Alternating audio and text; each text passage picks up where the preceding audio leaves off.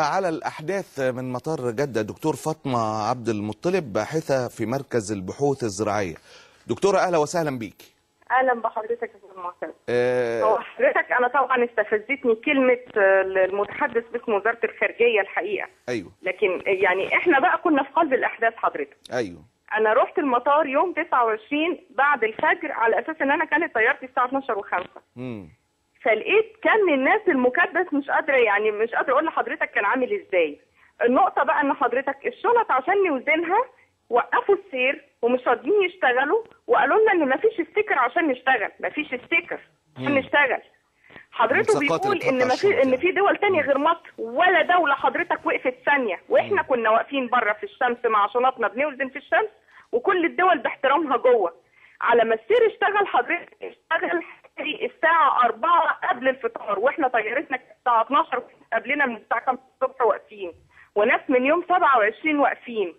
وطلع لنا ضابط لما الناس بدأت تثور وتزعق وتقول عايزين نروح عايزين نروح عايزين نروح، طلع لنا ضابط وقال يا بتوع التحرير زي ما عملتوا في مبارك ورونا هتروحوا ازاي. وانا مسؤولة عن كل كلمة بقولها. ضابط من المطار حضرتك. ودخلنا الصالة اترمينا طبعا من الارهاق والتعب وصايمين على السير بتاع الشنط، كنا نايمين جوه مش قادرين، لا رجاله ولا ستات، ناس بقالها يومين وناس بقالها 3 ايام وناس بقالها يوم. فضلنا حضرتك بالمنظر ده لحد ما بداوا يتحركوا بعد الفطار، ما جابوش لحد من الناس دي ازازه ميه. مش في فندق في المطار؟ ما نقلكوش فندق المطار؟ ما عرضوش؟ لا يا فندم ما حصلش. انا كلمت بنفسي السفاره. انا كلمت بنفسي السفاره، قالوا لي احنا بعتنا لكم مسؤول هيحل المشكله. لو تقدر سامحيني يا دكتور فاطمه، خليكي معايا لو تقدر بس تجيب لي الدكتور عمرو، يمكن يعلق، يمكن حابب يعلق على شهاده العيان دكتوره فاطمه عبد المطلب. اسف المقاطعه دكتوره فاطمه، اتفضلي. لا يا فندم اتفضل. كلمتي مسؤول في السفاره؟ حضرتك كلمت المسؤول. زي ما حضرتك سمعتي من الضابط كده، واضح ان دي مشكله سياسيه بين الطرفين، وانا برضه انا ما عرفتش اسم المسؤول. دي مشكله سياسيه بين البلدين، واحنا المصريين مقصودين بيها، واحنا طلبنا تدخل المجلس العسكري ووزاره الخارجيه. ومشكلتكم معلش اصبروا معانا، لان احنا كده بقالنا 3 ايام والله ما بننام والتليفون ما بيبطل، واحنا بنحاول قدامكم على الساعه 10 12 بالليل مشكلتكم هتتحل. بعد ساعتين حضرتك كلمني زميل من القاهره فخليته كلم الدكتور منير فخري عبد النور، وساعتها كان الدكتور منير فخري عبد النور في ايطاليا وقالوا المشكله في طريقها للحل. استمرينا لحد بعد الفطار بالوضع اللي احنا فيه ده، زي ما بقول لحضرتك ما عبروش لا بفطار ولا بميه ولا باي حاجه، والناس بدا علاجها يخلص واحنا داخل المطار، وحضرتك عارف منطقه المطار دي فين. بعد كده طلعنا خلصنا اجراءاتنا والشنط مشيت بعد الفطار وخلاص واتوزنت وخلصنا وختمنا جوازاتنا وطلعنا فوق صاله حضرتك احنا مكدسين فيها اكتر من 5000 بني ادم مكدسين في الصاله دي. ناس تعبت جدا ونزلت لارض المطار، نزلوا وقفوا في ممر طيران مصر للطيران مش الطيران السعودي. قعدوا في الارض. عارف حضرتك عملوا معانا ايه؟ اتجمعوا حواليهم العساكر بالعصيان اللي هي بتبقى في ايديهم دي، وما قالوا لهم طب تعالوا لما الناس بدات تهلل وتقول عايزين نروح عايزين نروح. مفيش غير المصريين، انا بقول لحضرتك وباكد مفيش واحد موجود غير المصريين.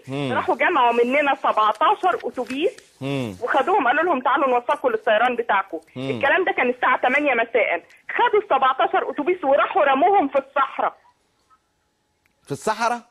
في الصحراء، اقسم بالله العلي العظيم في الصحراء، وانا مستعد اخلي ناس منهم تكلمك. رموهم في الصحراء من الساعه 8 بالليل لحد الساعه 7 الصبح. وقالوا لهم عايزين تنزلوا انزلوا بقى. في صحراء في وسط جبال، هينزلوا يروحوا فين؟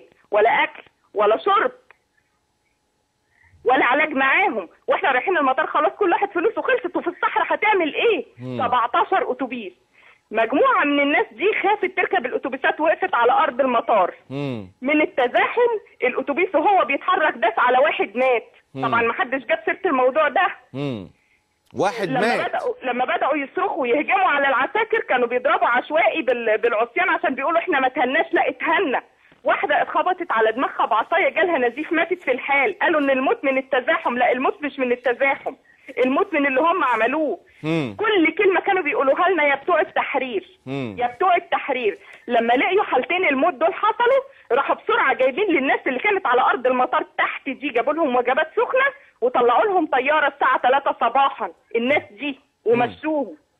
يعني وفضلنا احنا المجموعه، انا والمجموعه اللي كانت معايا في الصاله، وبعد ما وصل بقى بينا الاعياء خلاص، يعني انا واحده من الناس انا كنت بصرخ بهستيريه. 2 ماتوا يا دكتوره فاطمه؟ 2 ماتوا وما جابوش سيره عنهم. 2 ماتوا واللي قالوا كده اللي كانوا معاهم على ارض المطار، وقالوا ان من التزاحم. لا مش من التزاحم. دي شهاده حق قدام ربنا يا دكتوره فاطمه؟ والله العظيم زي ما بقول لحضرتك. قالوا من التزاحم. لا مش من التزاحم، انا بقول لك مش من التزاحم. دكتوره فاطمه عبد المطلب، باحثه بمركز البحوث الزراعيه، بشكرك على شهادتك على ما حدث في مطار جده. اتصلنا بدكتور استاذ عمرو رشدي المتحدث باسم وزاره الخارجيه، وقال انا متابع، ورفض ان يرد عليها. حاجه من اتنين، لا الا الست هو ترفع عن الرد لان هو اكبر من يرد على مواطن عادي، لا الا الست كذابه كذب الابل زي ما بيقولوا، وعشان كده هو يعني اكتشف ان الموضوع كله بسيط، والا الست صادقه بقى في النهايه ومحدش عنده رد. هي بتتحدث على الهواء مباشره عن حالتين وفاه، وبتتحدث عن رؤيه راتها رؤيه العين. يا ريت تحطوا ده في ملف التحقيقات وانتم بتبحثوا عن الكرامه اللي بدانا بيها الحلقه، واتمنى ان يكون الكرامه هدف حقيقي بعيدا عن الشعارات اللي ملينا منها بكل تاكيد، ملينا منها بكل تاكيد.